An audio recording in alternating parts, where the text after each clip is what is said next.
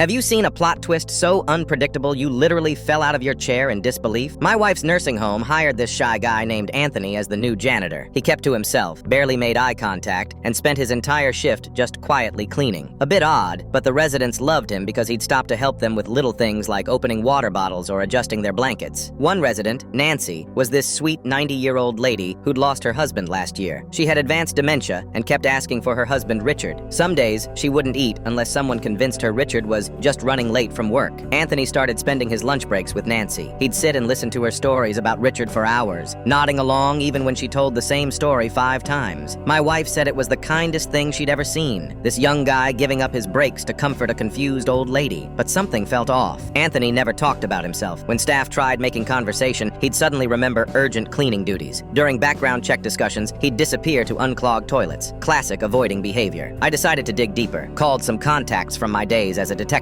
Anthony's ID showed he was 26, but his social security number belonged to a dead guy. His reference letters were forged. The nursing home he claimed to work at previously didn't exist. I was ready to report him, but then I saw something that made my blood run cold. Going through old photos of Nancy and Richard from their family albums, there was Anthony. Same face, same quiet smile. The photo was from 1952. I confronted him in the parking lot after his shift. Asked him straight up who he really was. He sighed, shoulders slumping like he'd been carrying a heavy weight. "I'm Richard," he said quietly. "Nancy's Richard." Turns out he wasn't 26. He was 95. Some experimental government program in the 50s had reversed his aging. He couldn't tell Nancy. It would confuse her even more. So he took this job just to be near her, to make sure she was okay. I didn't believe him until he showed me his original military ID. Same face, same eyes. Then he pulled out their wedding photo from 1949, started describing details about their life together that only Richard would know. "She won't be here much longer," he said, voice cracking. "The doctors give her weeks. I couldn't let her spend them alone calling out for me." I kept his secret, watched him spend every moment he could with Nancy, cleaning her room 3 times a day just to check on her. When she had nightmares, he'd find excuses to be nearby, humming their old wedding song while mopping until she calmed down. Nancy passed away 2 months later. Anthony, Richard, disappeared the same night, left nothing but a note. "Thank you for letting me say goodbye properly this time."